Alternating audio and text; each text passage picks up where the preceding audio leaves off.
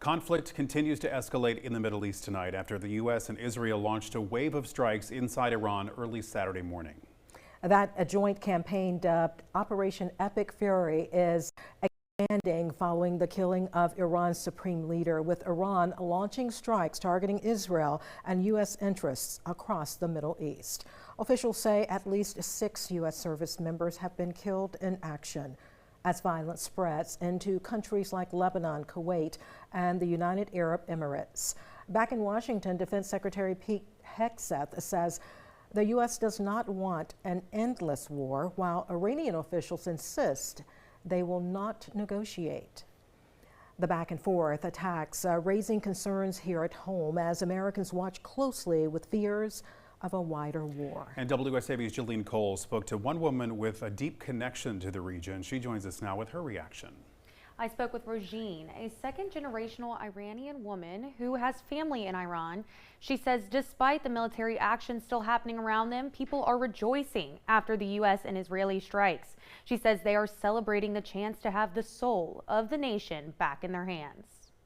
I'm at a loss for words. I feel like my people won the lottery. Rojeen says for months her mother-in-law in Iran has had fear in her voice when telling her the conditions of the country under the current regime. Think of it like a hostage situation where people, they felt like they stood no chance against machine guns, helicopters, and poison gas. Savannah Council of World Affairs Director of Programming Lawrence Silverman says the regime has been brutal. He says Israeli strikes killed the regime's Ayatollah leader, but there is still a question to who will take over the leadership in the country. There isn't one successor. In other words, president to vice president, or, king. No, the king passes away and you have the crown prince.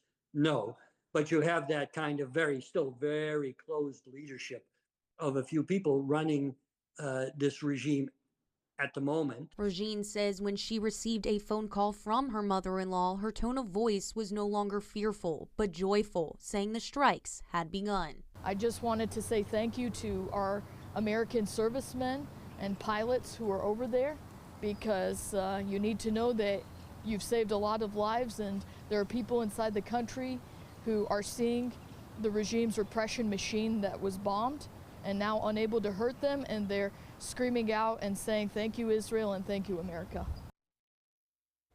President Trump says the conflict could continue over the next 4 to 5 weeks. Jillian Coles, WSAV News 3, on your side.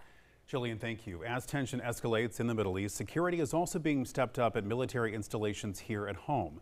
Military installations across the country, including Fort Stewart and Hunter Army Airfield, are now under heightened security. That includes 100% ID checks at entry gates, random vehicle inspections, and the suspension of the Trusted Traveler program until further notice, meaning everyone 18 and older must show a valid ID, and visitors will need to go through a visitor control center before entering. Similar measures also in place at Marine Corps Air Station Beaufort, where leaders say the steps are necessary to protect service members and their families. Drivers should expect delays at all gates and are urged to plan ahead. Officials say these measures will remain in place until further notice. While some overseas and here at home are celebrating the strikes, some local lawmakers disagree. Georgia Senator John Ossoff tells WSAV Trump has launched this regime change war and put American forces at risk without presenting evidence of an imminent threat.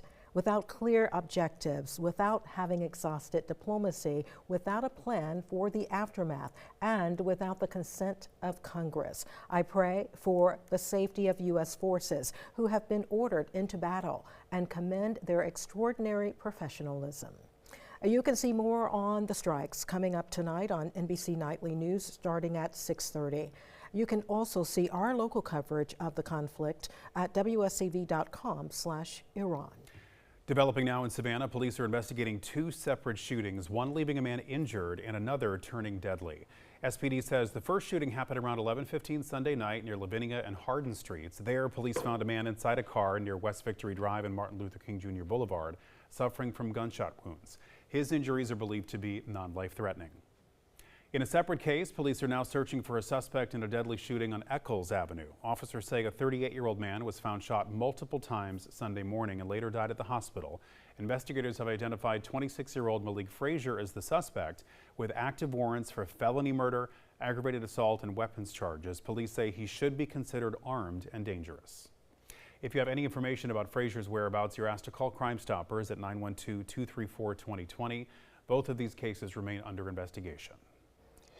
New at 6, a second victim of the mass shooting outside a St. Helena Island bar last year, now filing a lawsuit against the business. Beaufort County resident Zendaya Clark claims she was seriously injured during the October 11th shooting at Woolies Bar and Grill, an alumni tailgate event that left 4 people dead and dozens hurt. Clark's lawsuit against Woolies Terrell Food Services alleges the bar violated state alcohol laws by serving excessive alcohol to one of the suspected shooters, 27-year-old Anthony Freeman. The lawsuit mirrors a December claim filed by Quinetta Clark, another person shot in the incident.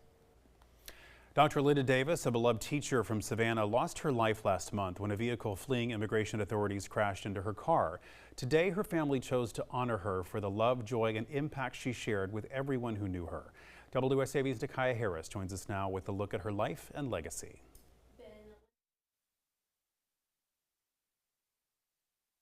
She loved her kids, she loved her family, she loved her job, she loved her students. She loved you. That love is what everyone who knew her remembers about Dr. Linda Davis. She loved me in a way that I had never been loved. And because of her love,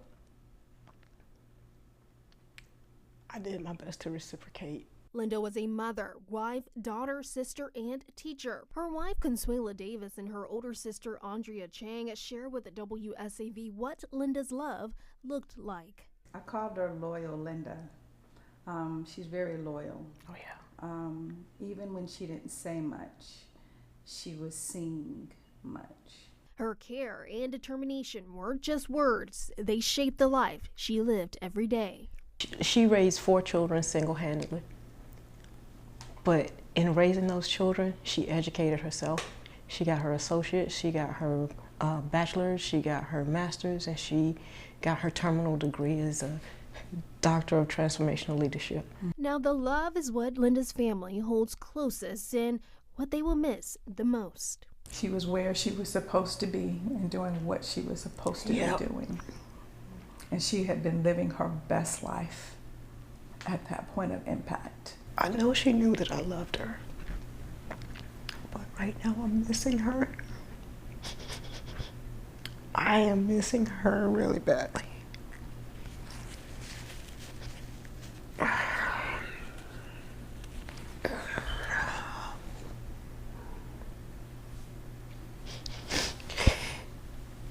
I'll have to figure out how